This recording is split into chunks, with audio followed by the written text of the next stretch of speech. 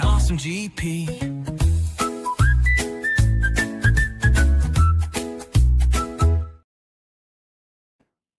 Hello, awesome GPs. Today, I am very lucky to be joined by Dr. Kerry Jewell, a writer, a nuclear medicine physician who is based down in Melbourne. Now, Dr. Jewell in 2020 was shortlisted for the Richell Prize for emerging writers for the novel that would eventually become her debut, A Little Unwell, which is published by Hachette. It's a darkly funny and deeply human medical drama. It's raw and it's authentic, and it follows Amy, a junior doctor having navigated recalcitrant patients, impossible hours, and the occasional cry in the emergency department bathroom. And it's all drawn from Kerry's own real life experience. It's a book that, by all accounts, will make you laugh, make you cry, and rage in roughly equal measures. I am only up to chapter 4 because I have to take a break between chapters because it hits so very accurately. Kerry, Dr. Jewell, welcome to the show. Thank you so much for having me. Pleasure to be here. And yes, Kerry is fine. Just before that we started the show, I was asking Chris to confirm when I thought we first met. And happily, that was the GP12 conference on the Gold Coast back in 2012, and we were both still, I think, medical students. So it's been a while since I've seen you in person, Chris, but really lovely to be having the chat today. And yeah, looking forward to getting into it. And it's funny how you sort of cross paths with these people. Like I remember GP12, GP13, maybe JMO conference in Newcastle or somewhere along the lines. And you sort of meet the same people and you get that vibe, that energy at conferences that just, yeah, it's great stuff.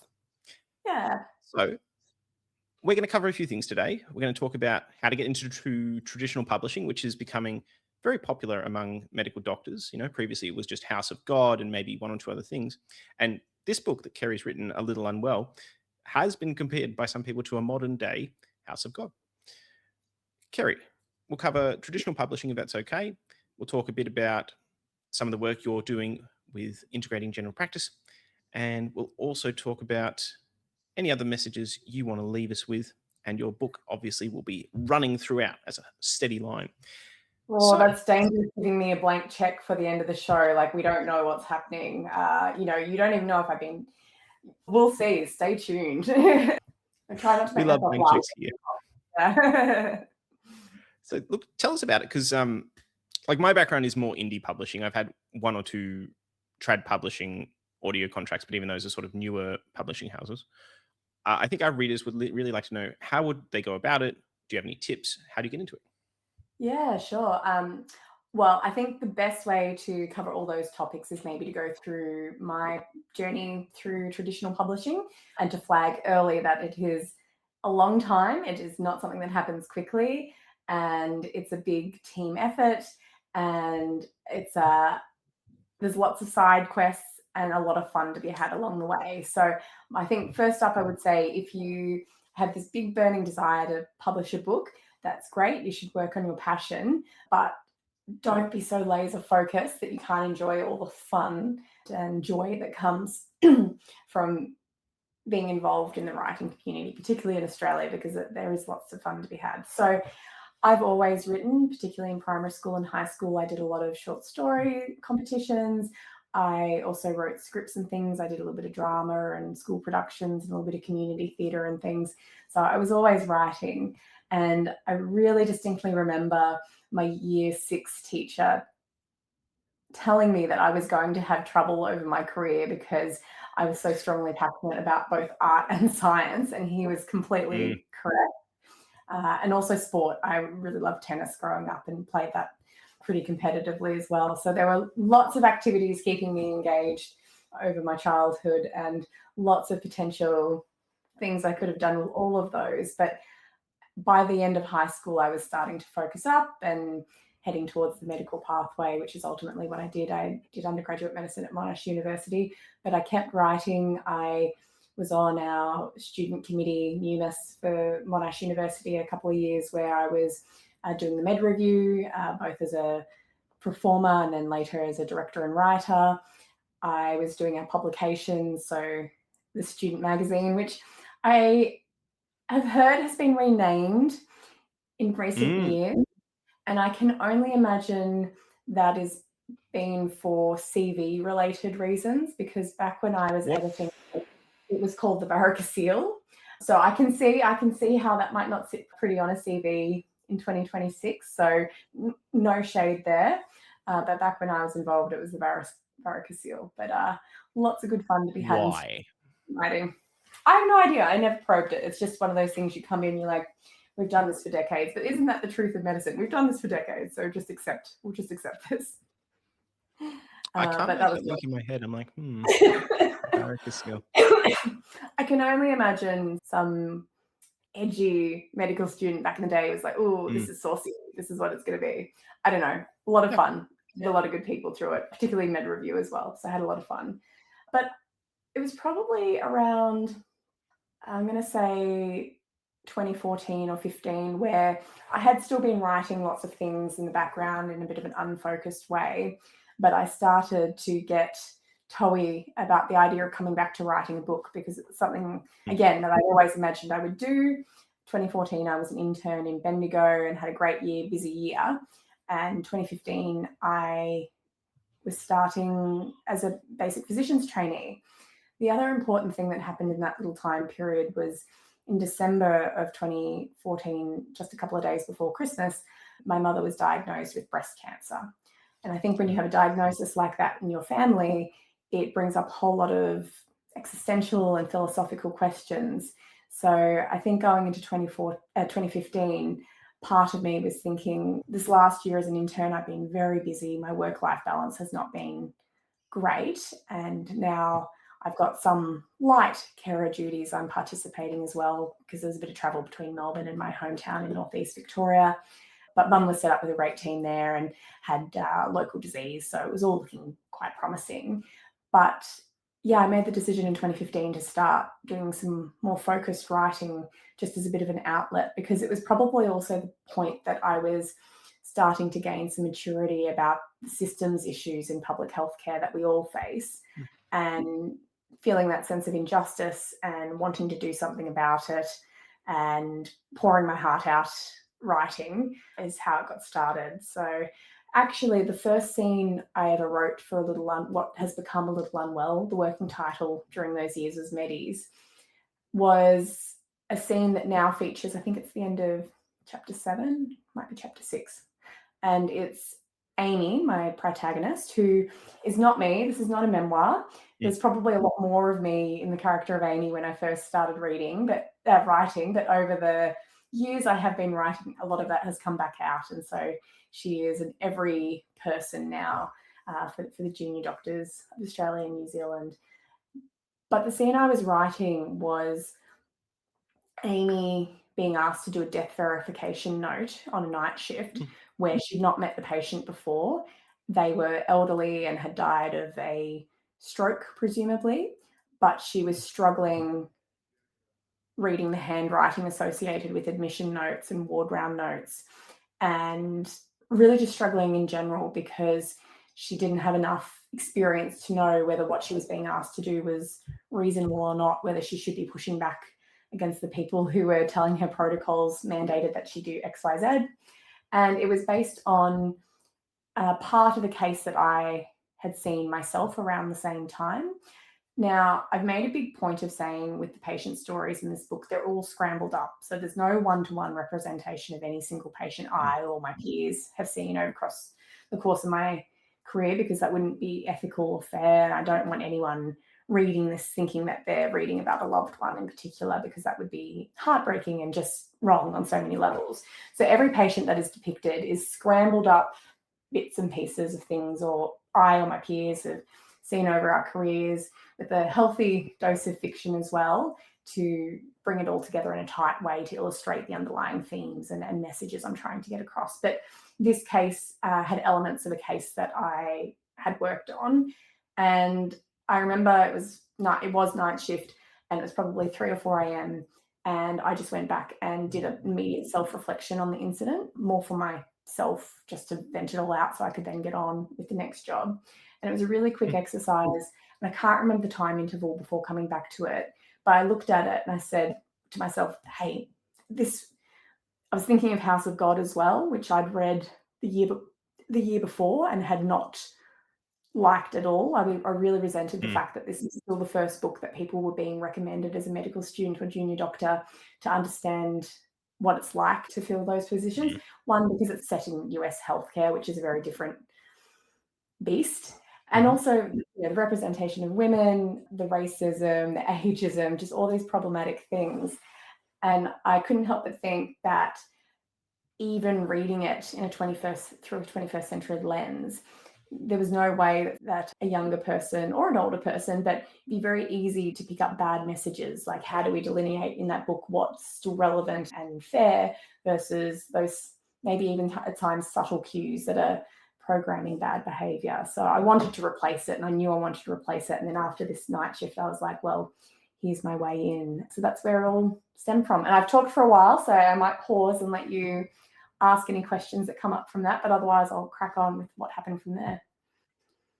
Yeah, and I think there's some common themes that a lot of our listeners would relate to. So I remember even in high school thinking I could do drama, but the success rate is so low. There's some stat that, like, I don't know, a certain percentage of Screen Actor Guild actors who are the top, theoretically, the elite of the American Acting Guild, a lot of them don't earn over 50K, and it's wild. The chance of success in the creative arts is unfortunately very low comparatively to the relative certainty in medicine. Yeah, same with writing. So in Australia, the Australian Society of Authors does a whole lot of great advocacy work and reporting on these issues. And they've got stats that have come out in the last year or two that show that the majority of books that are published in Australia sell less than 1,000 copies. And then when you really dive into it, and I would encourage anyone who is interested to look at those reports.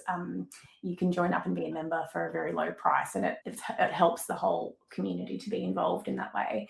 But when you look through it and see how few people how few books are sold overall, very little amount of money that is made primarily through writing. Like, it's very hard to have writing as your primary or only career in Australia and New Zealand. Most people have a job that they do and then they write when they can. And that's obviously a very big limiting factor for the creative process if you're not able to do it every day.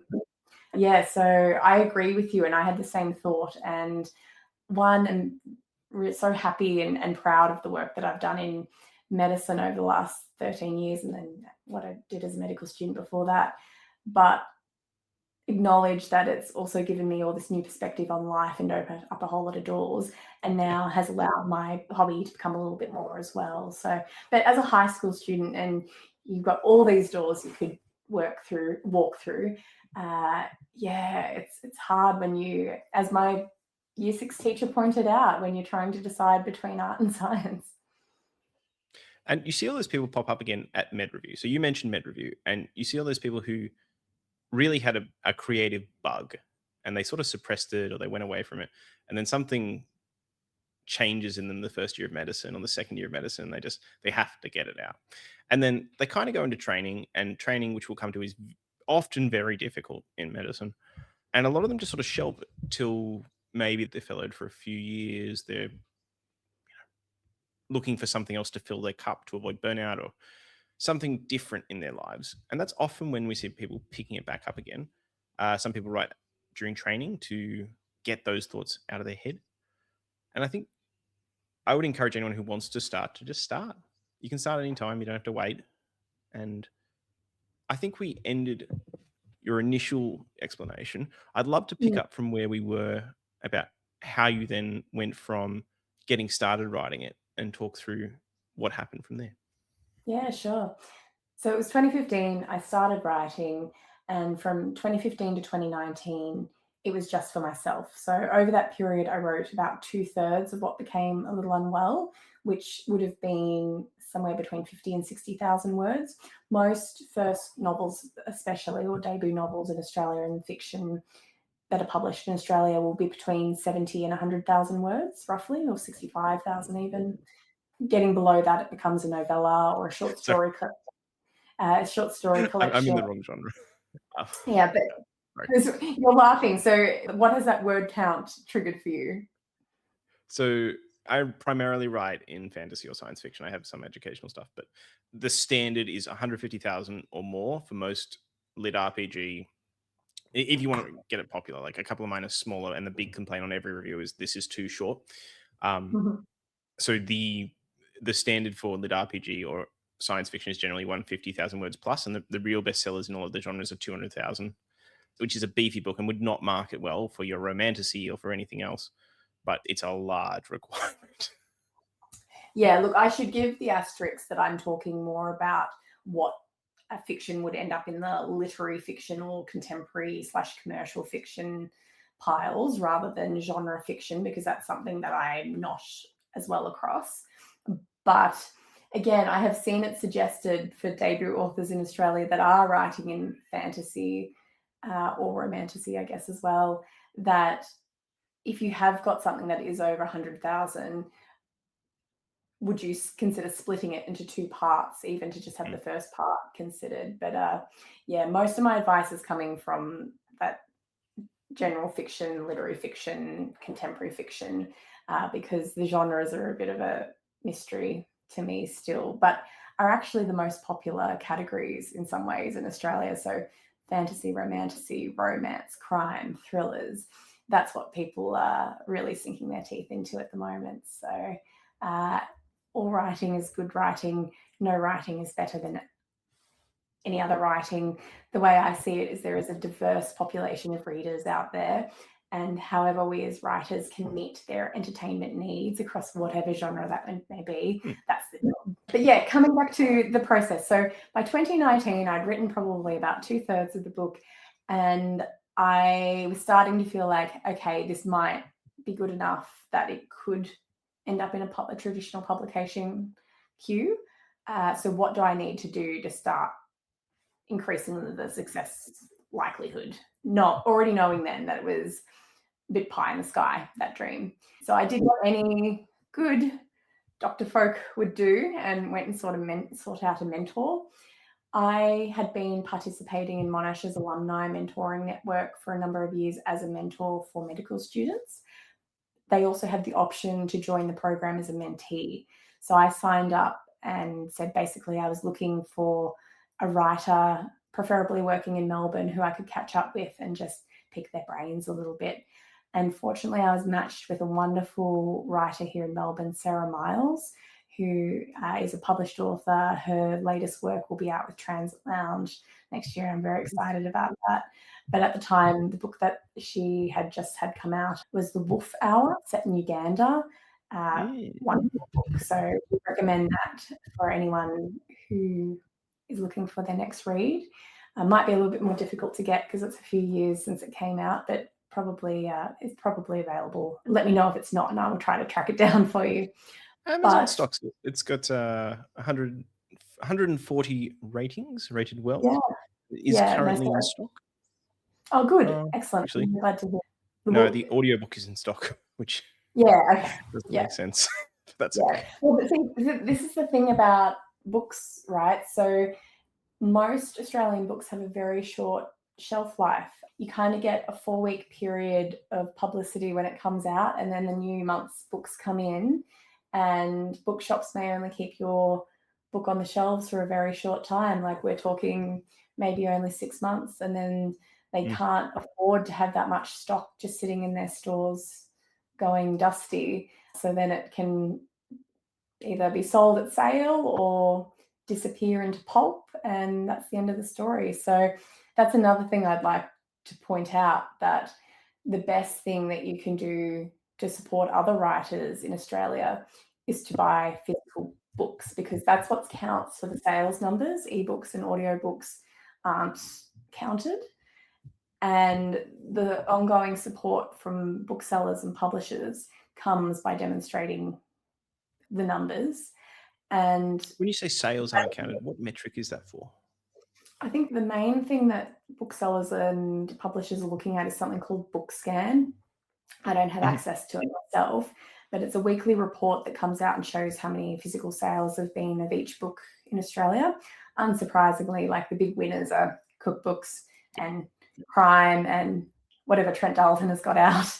And that would be used to guide whether you get another contract or make it easier to get another publication, I imagine, or open the doors. Yeah, look, it's a bit spooky business and I don't understand it that well, but I know they all probably have soft targets in their mind that fluctuate depending on how busy or quiet the market is. And the market is quiet at the moment. So that overall, in the grand context of all the other grim things that are happening in the world at the moment, there really are not a lot of books being sold, and writers are really struggling to get attention, basically.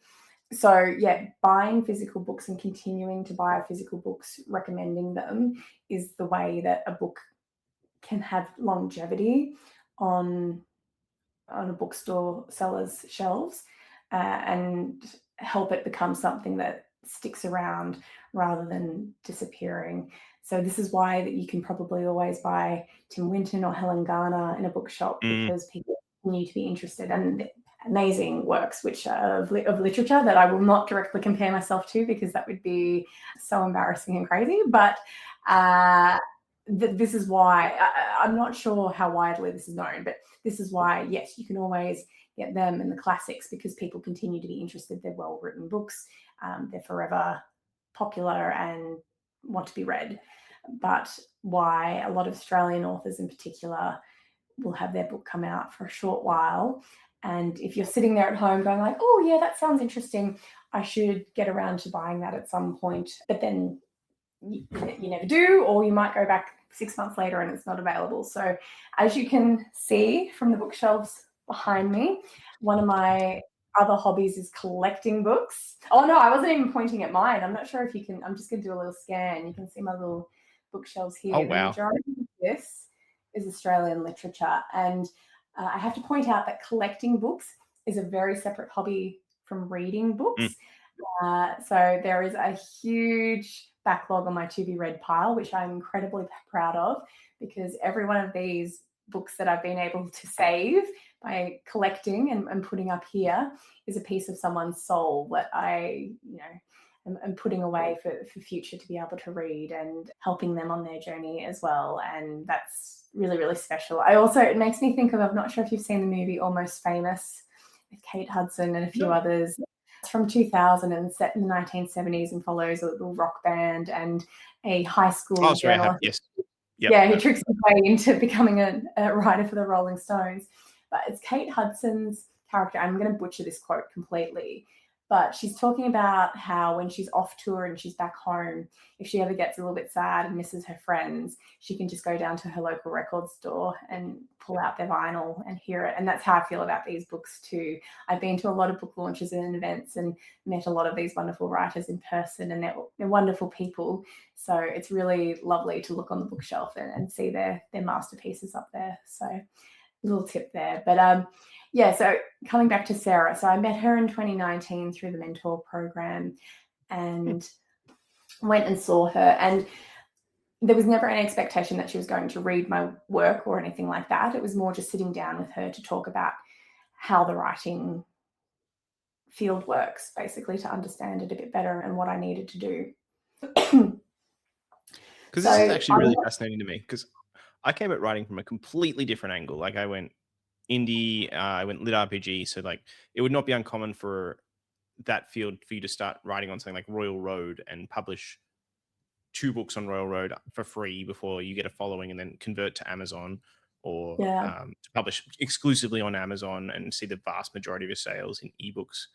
And you mentioned the murkiness of numbers sometimes. And if you want murkiness, I'm sure the authors out there will appreciate the reading of a royalty sheet can be an art in itself. It's fascinating. No right or wrong way.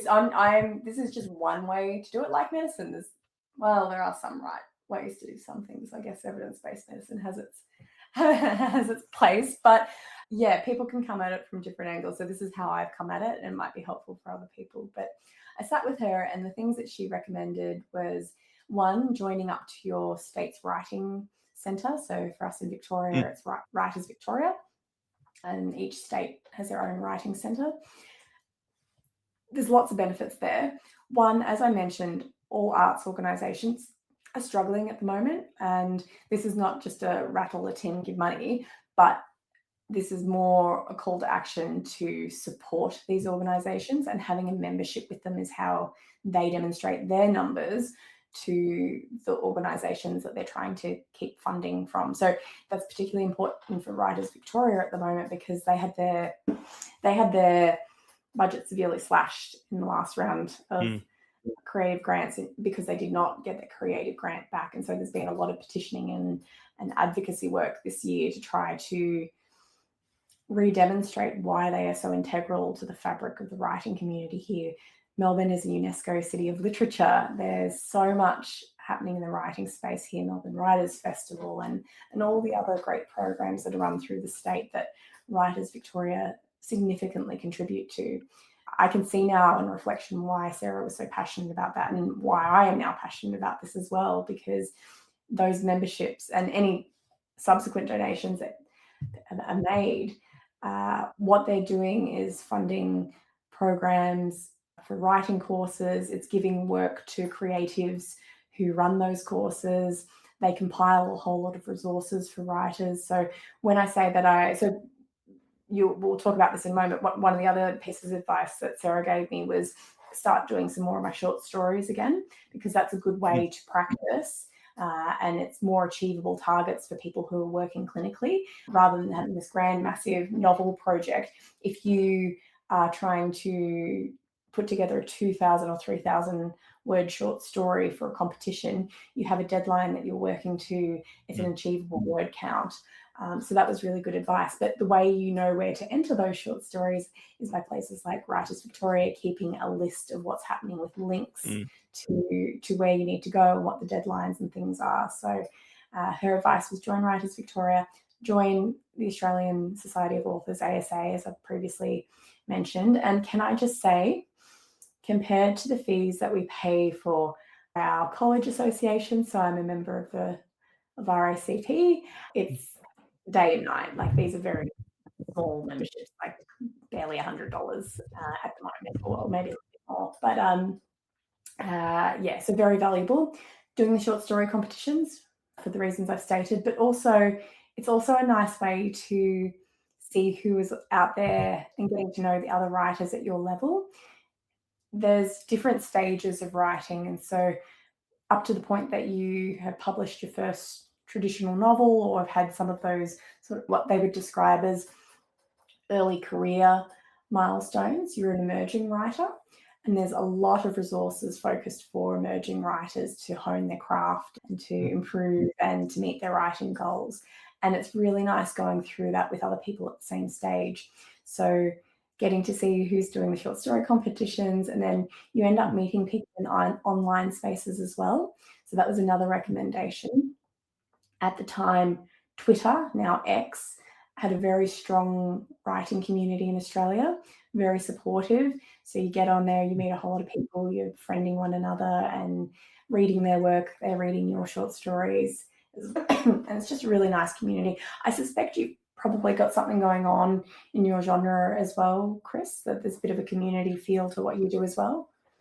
Yeah, in terms of my genre, there's a different approach, I guess, because it is dominated by indie publishers to a degree.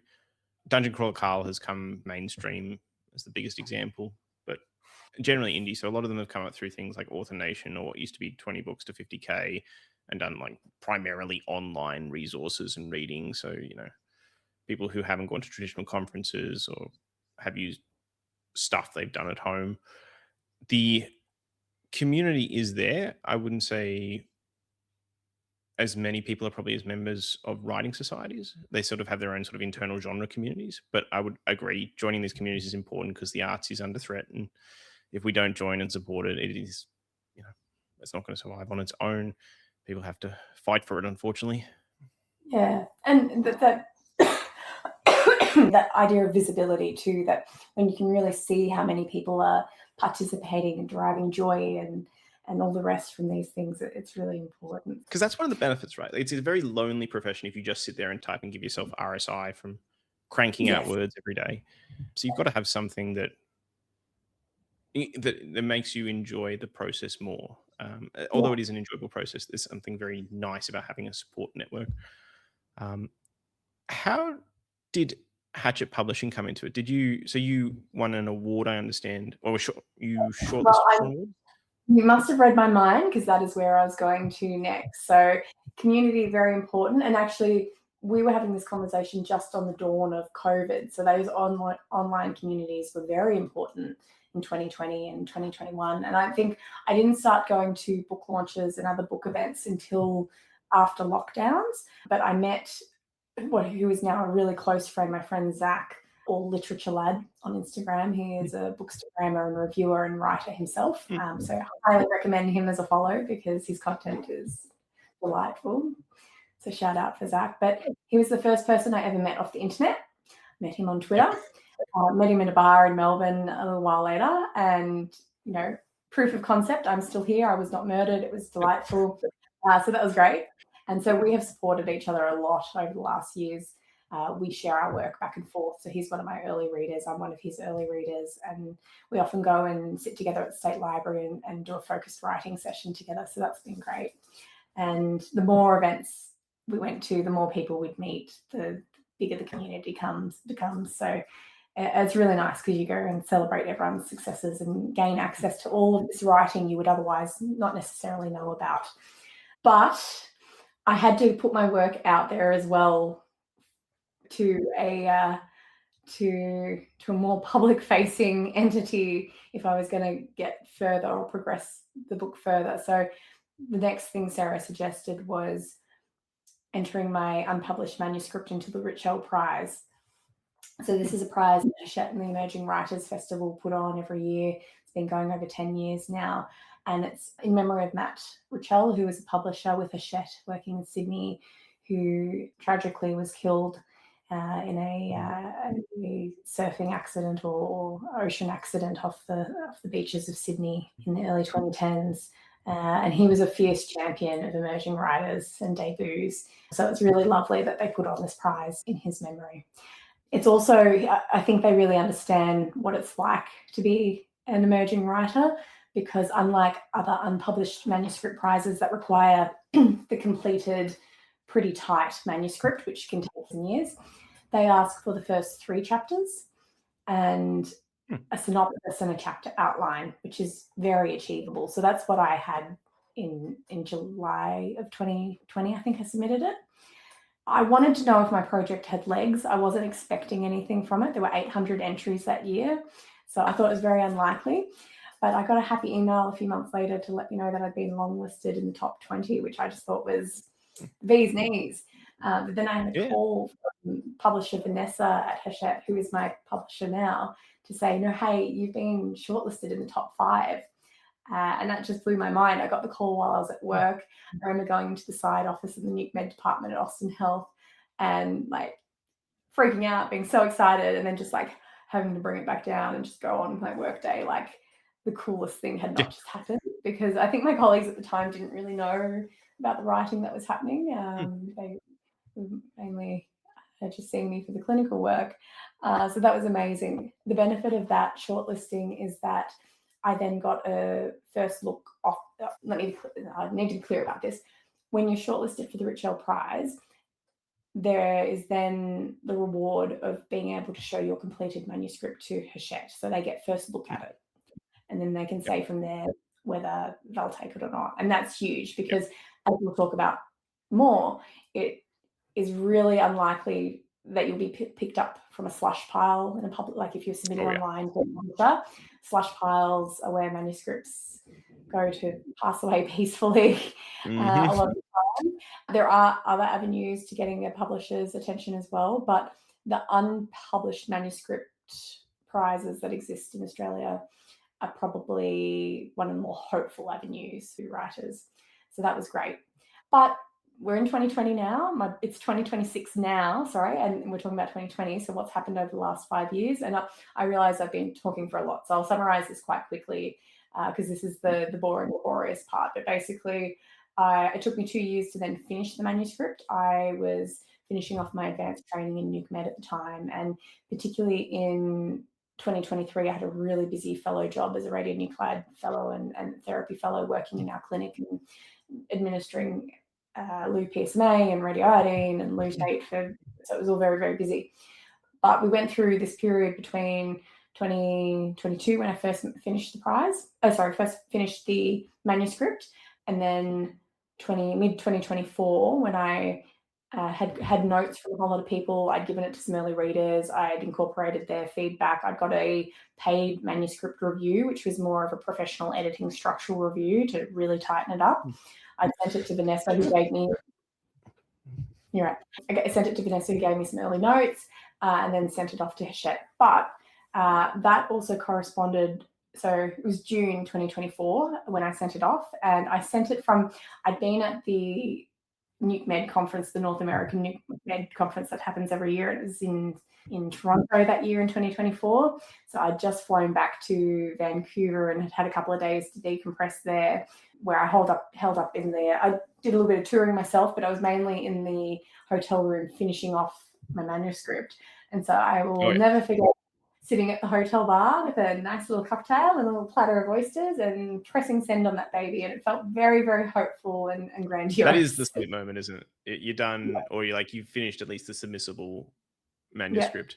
Yeah. It's out, it's gone. And then you just sort of you're happy, but then you just sort of continue on with your regular business. Yeah. It seems fun. And then you go wait again. So that was June 2024.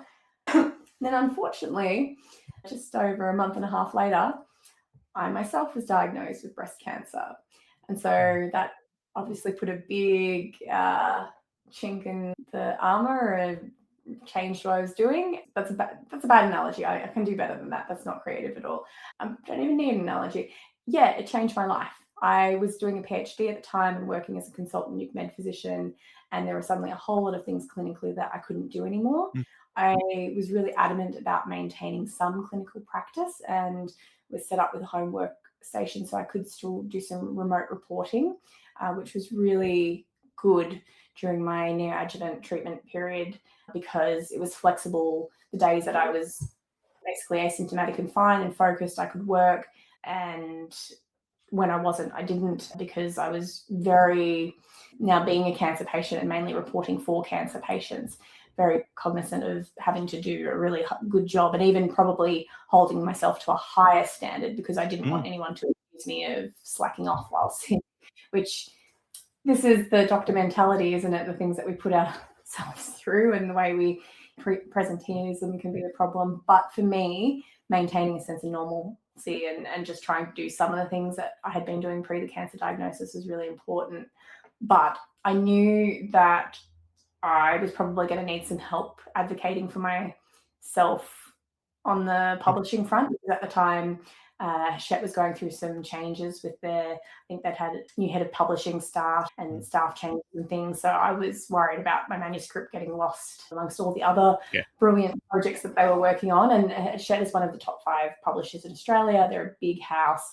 They're dealing with a lot of different big clients. So I thought, hey, if I'm not at my best, I should have someone else in my corner. So that's when I started looking for a literary agent. So the first thing I did was ASA literary speed dating. So that's another benefit of being an ASA member. They put on these literary speed dating events online where you can meet with, they have a wide variety of literary agents and publishers, and you get basically a 3-minute pitch on your project. And then they can come back to you and request the full manuscript. So I had a full manuscript request out of doing that. The literary agent, I think, read a decent amount, but didn't feel it was a project that they connected personally with enough to be able to work with it, which was really good because it was nice praise for the writing itself, and that was nice for my ego. But it's also really helpful, honest feedback, because you want a literary agent who believes in your work, because they won't be able to do the job if they don't believe in the work. So that was good experience. And then I didn't really do anything for a couple of months. And then I think I was on Instagram, and can I say the writing community has now largely shifted over to Instagram and a bit of Blue Sky as well, because I think we all know how X is traveling at the moment. So a lot of that positive writing space is now, I see it on Instagram. So I was on Instagram, I think it would have been December 2024, and I saw these posts about this new literary agency called A4, based across Sydney and Melbourne. and they were calling for submissions. So I had my submission just sitting there. So I put it in, and I was quite honest in my email. And I said, hey, I'm a bit scraggly at the moment with all this breast cancer treatment, but Mm. I have this manuscript I believe in. I'd love to see it out in the world. Let me know what you think. And my And for wonderful those agent, unfamiliar, it's an arrangement where they would take a certain percentage or a fee based on the success of your yeah, book, or yeah. So not what I would say is that in bigger markets like North America and Europe, I think it's more traditional to have a literary agent because mm, there's just higher volume, lots going on.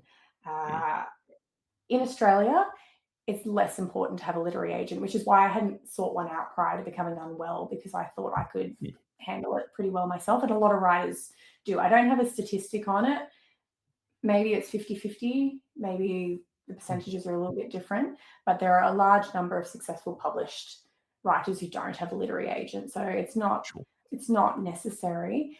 And yes, they take a cut. So traditionally it's something like 15% of any of the work or things that they sell for you, which is very reasonable. And actually, considering how little money is out there in Australian publishing, like they earn every dollar because they work really, really hard. And these are people that are just passionate about the stories and passionate Mm, about connecting good writing with the readers that will appreciate it. So yeah, very grateful for all they do. And my agent Tom especially, he's an absolute gem.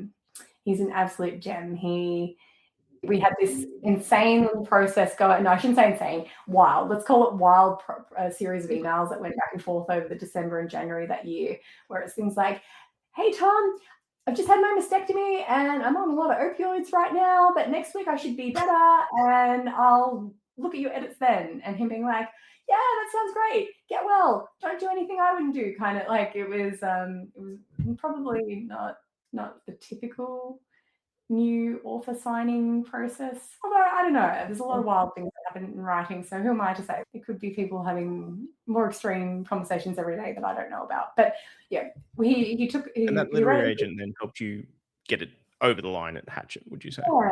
Yeah, Hachette, yeah. So he read it. He Hachette. gave me some notes. I did all the edits. He read it again. He's like, "Yep, this is tight, ready to go." So then put it into Hachette and did all the professional, fancy bits packaging that goes around it. And then yeah, I think it was probably March last year that I signed.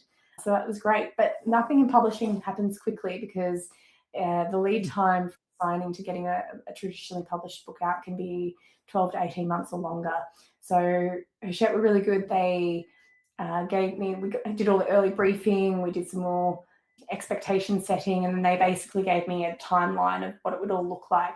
So there was not a lot that happened between March and August that year, which was good because I was finishing up my adjuvant treatments for breast cancer. But then from about August last year, there are a number of professional edits that a signed book then goes through in traditional publishing. So you start with a structural edit, and that's looking at the big items like mm, are the characters working? Are there plot holes? Are there chapters that need to be rearranged? Are there big sections that need to be cut that don't work? mm, So that was the structural edit.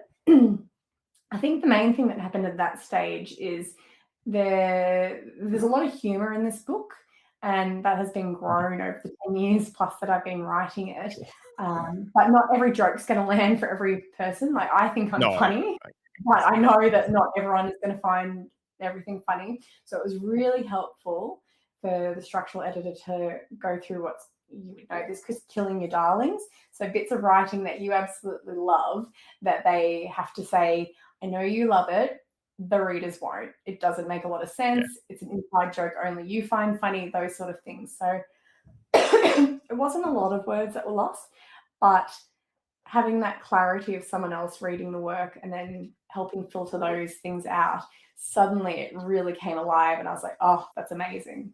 I So I was a think there's little this bit, tendency as a writer. I don't know if you get this, but like there's a tendency to think I want to reinvent the wheel. I want to do everything uniquely. I want to be 100% me and lay it all out. But there is also if you want to sell copy and sell to a wide market or even a narrow focus market, you've got to sort of meet certain tropes before you break them.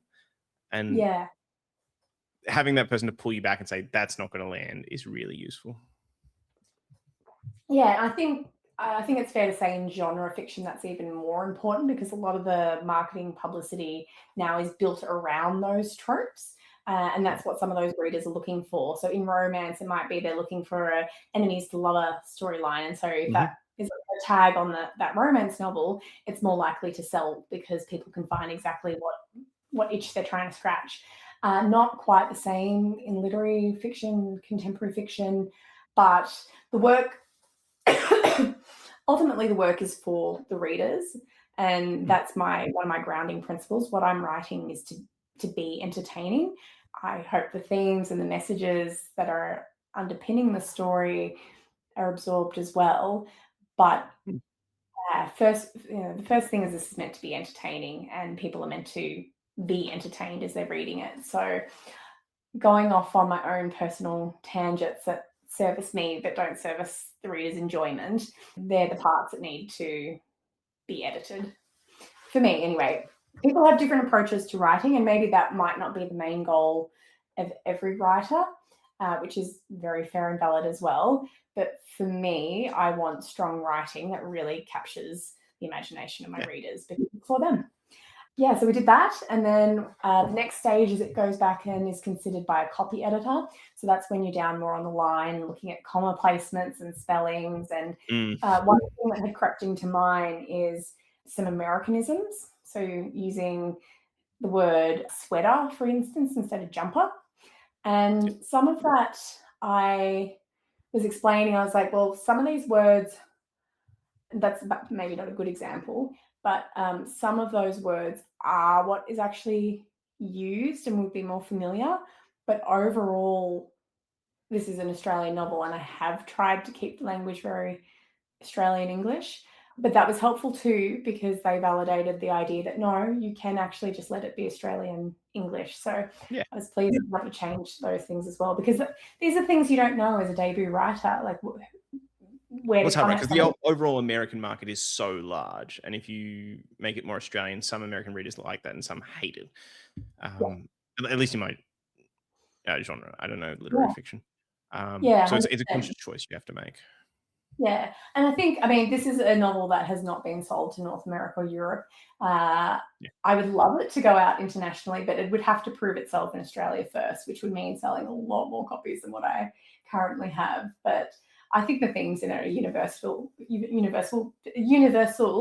particularly for the NHS in the UK. I think a lot of junior doctors there would relate. But if it were to be picked up in those markets, it'll go through editing again, and it might be changed into forms of English in places that better suit those markets. But what we've got here is for Australia and New Zealand, and that's Australia. what's reflected in the language. So I'm happy about that. I feel like I've preserved some language as well. Yes. Yeah. And Um, I think we'll probably wrap up in like 5 minutes ish. I've got to go to something else. But yeah. if you wanted to give like your 5 minute spiel or anything else you wanted to touch on, I wanted to give you an opportunity, maybe tell people where they can find the book or Yeah. any other lessons you've learned in the Yeah. closing sort of 5 minutes.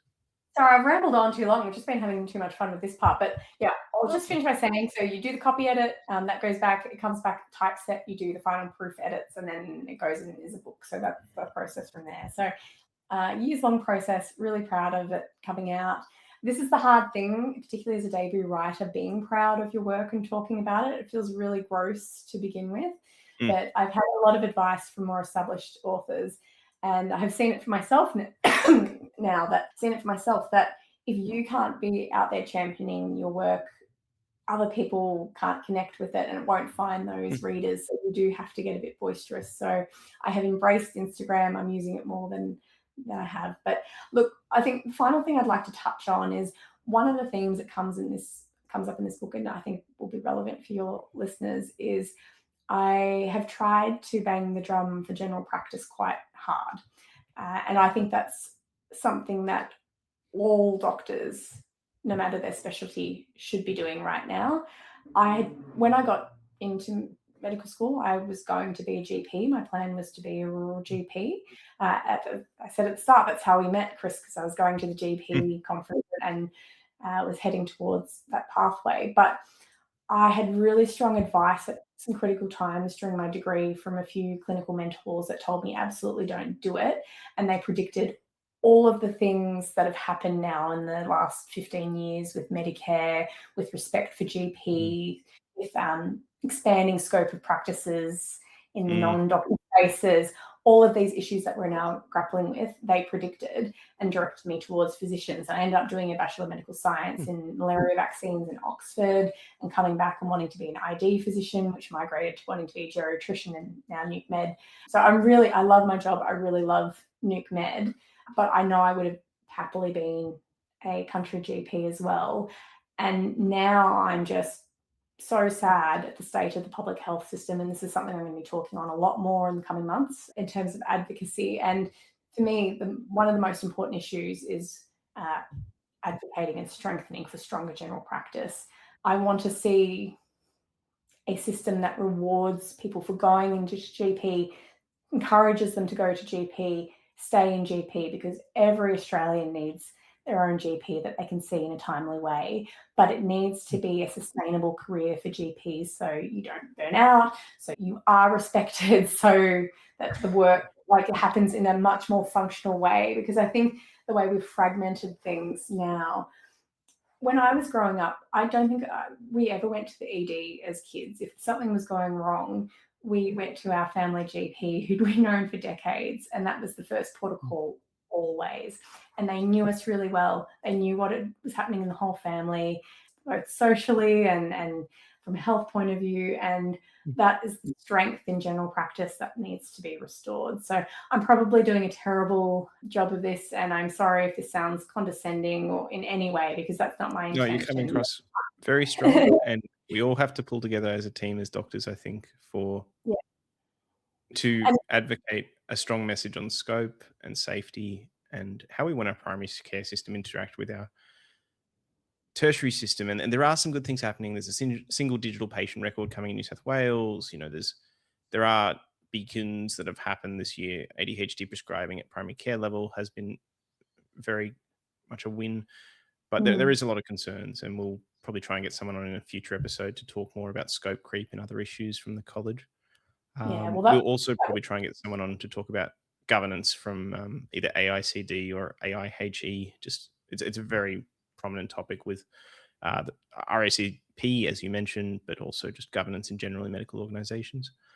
Where can people buy your book, Kerry? What's the best place to buy it? Just to finish up on that quickly, and then I'll tell you. So I had an article that went out in the Australian last month about healthcare leadership, and so I feel like weak leadership is contributing to this, because we're not making those difficult decisions that will result in a better system for the long term. So you can find that on behind a paywall, but there's some thoughts there.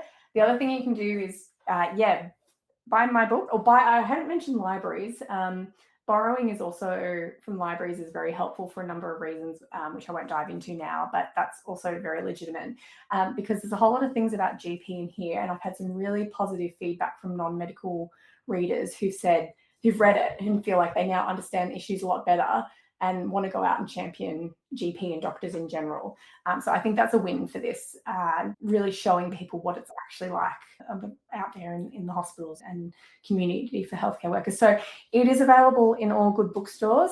I have been trying to... Is it available in all bad bookstores? I don't actually think that's exists. Or medium bookstores, perhaps. I don't think you can have a bad bookstore, but look, I've been trying to direct people to the independent community bookstores, because times are tough, they're closing. If you buy books from those places, one, you're going to have a much more personal experience because they really know their stuff, and it's just lovely. But unfortunately, at the moment, it's sold out in a lot of those places now. We've got another reprint coming that should be available hopefully next week. But places like Dimmicks and QBD definitely still have stock. Amazon, as you mentioned. But if you're in Melbourne, I think Fairfield Books has got some more stock in. Readings has a very small amount of stock, although that might have gone again. But if you're in there for my book, thank you so much, and I hope you enjoy it. But have a little look around, because there are lots of great titles out at the moment. So if it comes home with a friend, that's a good thing. Excellent. Well, this has just been fantastic, Kerry. I almost want to say you've been a gem, but I feel that would be a very terrible pun. And we look forward to the success of your book further, and we certainly appreciate the conversation that it brings to light, which is not an easy one to have. For our listeners, coming up next, we will hopefully have a governance episode as well as someone from the Doctors and Dragons group. And we'll also be talking a little bit more about writing in an episode coming out shortly. But that's it. All of you now get out there, go write something and do it around practicing as a GP. Thanks, Kerry. Thanks so much for having me. Thank you.